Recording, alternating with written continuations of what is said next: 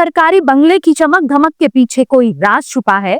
क्यों दिल्ली की नई मुख्यमंत्री रेखा गुप्ता के घर के रेनोवेशन पर 60 लाख रुपीस खर्च होने वाले थे? और क्यों विपक्ष के तानों ने बीजेपी को बैक फुट पर ला दिया? क्या ये सिर्फ बंगले का रेनोवेशन है या इसके पीछे छुपी है असली राजनीति की कहानी?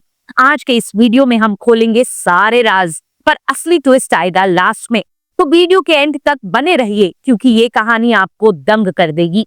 चलिए शुरुआत करते हैं उस सवाल से जो हर किसी के मन में है। ये 60 लाख का रेनोवेशन क्यों इतना बड़ा मुद्दा बन गया? दिल्ली की मुख्यमंत्री रेखा गुप्ता के नए सरकारी आवास राजमार्ग पर बंगलो नंबर 1 के लिए ये रेनोवेशन प्लान किया गया था।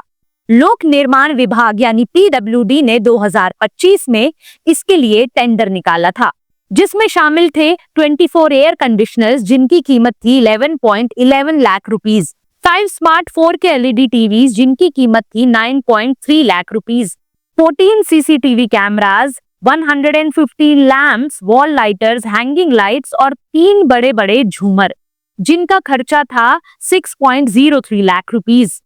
और ये रही लिस्ट के कुछ और आइटम्स, जिसमें आते हैं एक ओवन टोस्टर ग्रिल 85,000 का, वॉशिंग मशीन 77,000 की, डिश वॉशर 60,000 का, गैस चूल्हा 63,000 का, माइक्रोवेव 32,000 का, 6 गीजर्स 91,000 के और 2 लाख रुपीस का UPS सिस्टम। अब ये लिस्ट सुन के आपके मन में भी सवाल उठा होगा, क्या ये सब एक मुख्यमंत्री की आवास के लिए जरूरी है या ये है एक VIP संस्कृति का नया नाटक? इसी के पीछे तो असली राजनीति छुपी है। अब बात करते हैं विपक्ष के हमले की।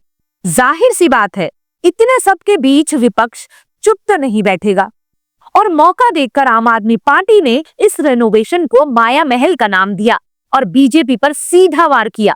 उनका कहना है कि जब दिल्ली की जनता बिजली कटौती, पानी की किल्लत और बेरोजगारी से जूझ रही है, तब रेखा गुप्ता अपने बंगले में लाखों के AC, झूमर और टीवी सेट लगवा रही हैं।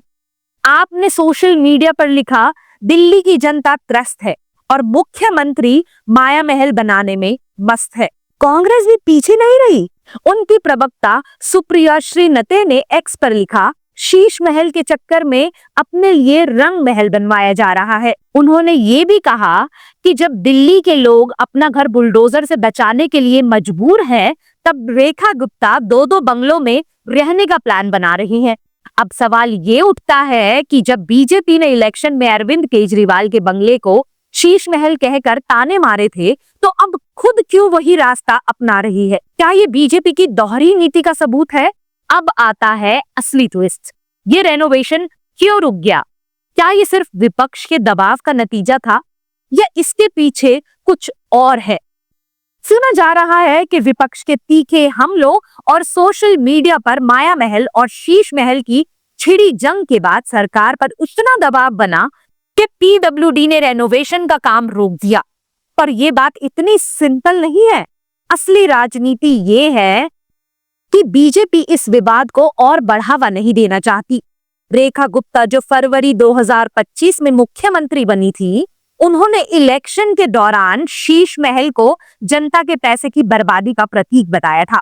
अब जब उनके बंगले का रेनोवेशन इतना महंगा निकला, तो विपक्ष ने इसे बीजेपी की VIP संस्कृति और दोहरे मापदंड का मुद्दा बना दिया। बीजेपी के कुछ नेताओं ने सफाई दी कि ये खर्च कोई दिलासिता नहीं, बल्कि मुख्यमंत्री के आधिकारिक आवास और कैंप ऑफिस के लिए जरूरी सुविधाएं हैं। पर जनता के बीच ये सफाई काम नहीं आई। नतीजा, टेंडर कैंसिल और सरकार बैकफुट पर। ये सिर्फ एक बंगलों का किस्सा नहीं है, ये है राजनीति का वो खेल जहां हर पार्टी दूसरे को नीचा दिखाने के लिए हर मौका ढूंढती है। बीजेपी ने शीश महल के नाम पर आपको घेरा और अब आप और कांग्रेस ने माया महल और राजमहल के नाम पर बीजेपी को जवाब दिया। ये साइकिल चलता रहेगा। पर असली सवाल ये है, क्या ये सब जनता के लिए है या सिर्फ वोट बैंक के लिए?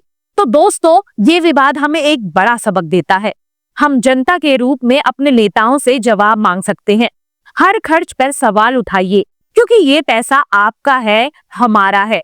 सोशल मीडिया के जरिए अपनी आवाज उठाइए और अपने विधायकों से पूछिए, ये सब क्यों और किसके लिए? अगर हम सब मिलकर अपने अधिकारों के लिए लड़ेंगे तो कोई भी माया महल या रंग महल नहीं बना पाएगा। चलो, मैं ये नहीं कहती नहीं बनाना चाहिए, क्योंकि नेताओं को भी तो सुविधा चाहिए ही। ये एक बहुत ही बेसिक सी बात है। लेकिन अगर इसी सुविधा के पीछे शतरंज का खतरनाक खेल रचा जाए तो सवाल पूछना तो बनता है। तो इस वीडियो के माध्यम से हम यही तो कर रहे हैं। तो क्या आपको ये इनसाइड स्टोरी पसंद आई? क्या आप भी सोचते हैं कि ऐसे मुद्दों पर ये राजनीति का खेल बंद होना चाहिए? नीचे कमेंट में अपनी राय जरूर बताइए। और अगर आप ऐसी दिलचस्प और सच्चाई से भरी कहानियां देखना चाहते हैं तो अभी आपके अपने चैनल वाइल्ड एथिक्स को सब्सक्राइब कीजिए, बेल आइकन दबाइए और ये वीडियो अपने दोस्तों के साथ शेयर कीजिए। मिलते हैं अगले वीडियो में। तब तक अपना ख्याल रखिए और सच्चाई के साथ बने रहिए।